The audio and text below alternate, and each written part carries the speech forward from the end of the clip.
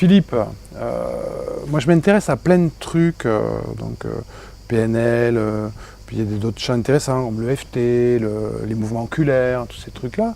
Et alors tu fais un truc apparemment, de manière assez unique en France, DNR. Alors j'ai cru comprendre qu'il y avait un lien avec tout ça, mais que ça allait plus loin. Alors qu'est-ce que ça apporte qu'est-ce que tu fais exactement avec la DNR? Qu'est-ce que ça apporte de plus que toutes ces techniques que je t'ai énumérées qui sont déjà... Très différent. Qu'est-ce que je vais gagner en plus avec la DNR? Bonne question. Beaucoup de choses, beaucoup. On est sur quelque chose, l'EFT c'est une superbe technique, c'est quelque chose qui pour moi n'est pas un outil de thérapie.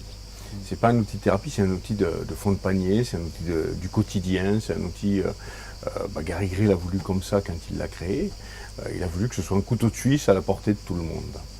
Ce qui me concerne, c'est qu'aujourd'hui on voit les formations à l'EFT alors que la philosophie de cet outil, c'est d'être mis à disposition gratuitement du plus grand nombre. Donc ça, je suis un peu outré par cela, mais toutefois, il n'y a pas de lien avec le DNR du tout.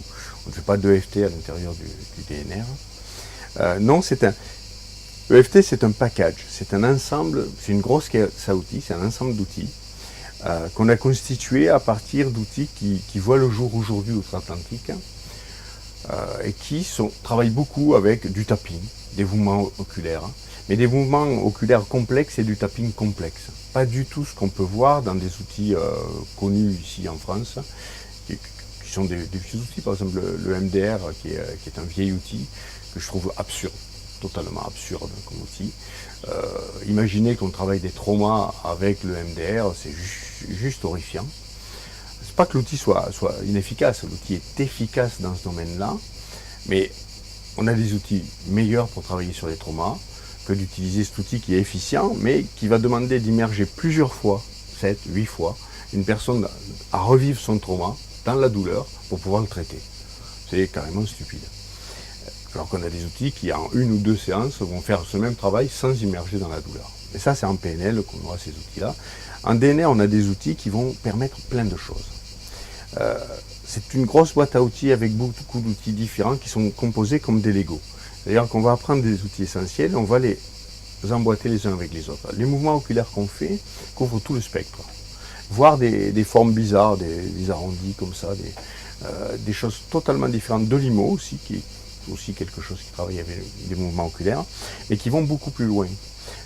Un exemple, les ancrages. Une annulation d'encre, on sait la faire en PNL, en hypnose, on sait faire des annulations d'encre. On va poser une encre. Un souvenir, d'après la PNL, on a des mouvements oculaires riches qui nous permettent de savoir que la personne va contacter un souvenir, contacter une émotion. On va s'apercevoir en DNR que chaque souvenir a un emplacement précis oculaire, vraiment précis. Et il est 1 millimètre plus à droite, 1 millimètre plus à gauche que l'autre. Et juste avec des petits mouvements d'yeux, comme ça, on est capable de faire une annulation d'encre. Juste en contactant deux souvenirs et juste avec un petit balayage oculaire très léger, comme ça, de faire cette annulation d'encre qu'on ferait corporellement sinon. On est capable de faire des changements de croyance, juste avec des petits mouvements comme ça bizarres au niveau des yeux. Ça, c'est des petits outils de base qu'on va emboîter pour faire, on peut quasiment faire tous les protocoles qu'on fait en PNL, les faire juste avec des petits mouvements oculaires. Et ça va du changement de l'histoire de vie au changement de croyance, juste avec des petits mouvements oculaires. Après, on peut faire des choses beaucoup plus presque magiques et non souffrantes. On est sur une couche qui est purement neuro. On est sur l'encodage neuro, c'est-à-dire qu'on n'a pas besoin forcément de l'émotion, on n'a pas besoin forcément d'aller chercher les choses qui font mal pour pouvoir les travailler. Je fais souvent une démonstration en prenant une personne qui a un blocage physique, qui a su faire un mouvement, qui n'arrive plus à faire un mouvement. L'autre jour, je faisais une démonstration à Paris où j'avais une personne qui savait faire le grand écart alors, dans le temps. Elle avait une quarantaine d'années. Je la prends comme sujet de démonstration. Le grand écart, je lui dis, bon, combien de temps que vous n'avez pas fait le grand écart? Elle dit, oh, je le faisais, j'avais 14 ans. Je dis, c'est quand même un peu risqué. Là, il y a beaucoup de temps qui est passé, je ne sais pas si le souvenir va être suffisamment frais. Je lui demande de nous faire un grand écart devant le public. Elle essaie de faire un grand écart sans trop de bonheur, ma foi. Et on va tester. J'ai jamais fait ça sur cette technique-là, on va voir. Et je fais ce que j'appelle appelle un flash repatterning.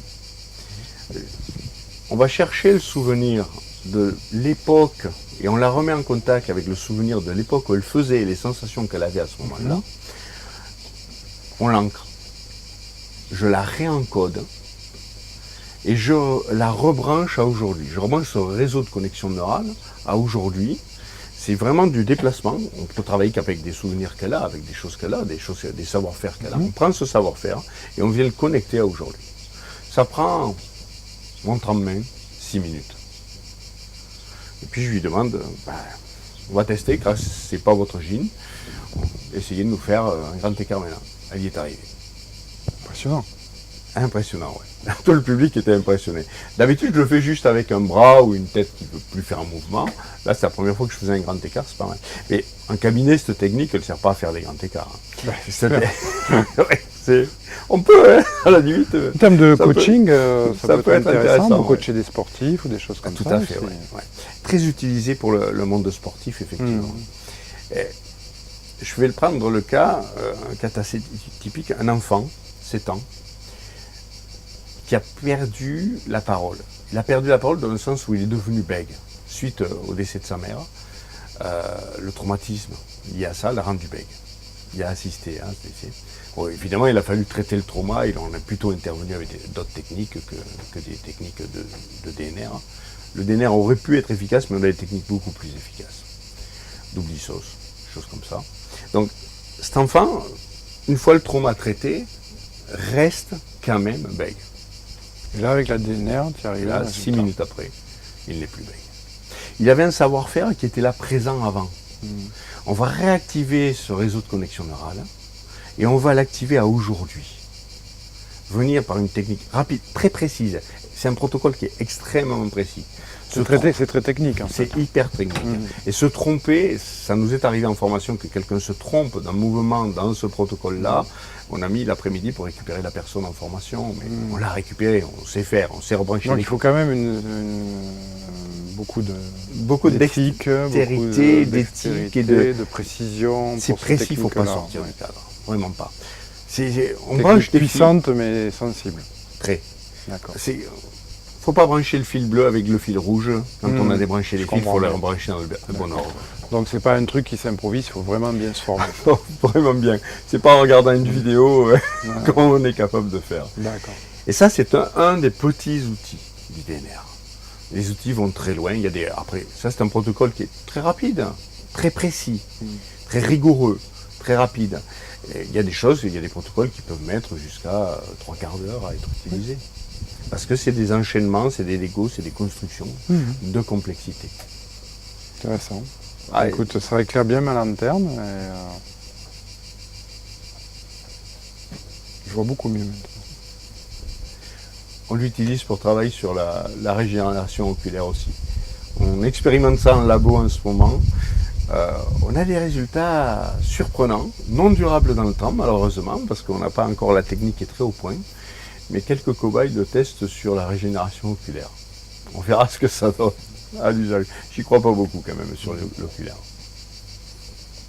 On peut avoir des résultats sur l'oculaire avec d'autres techniques aussi. Ouais.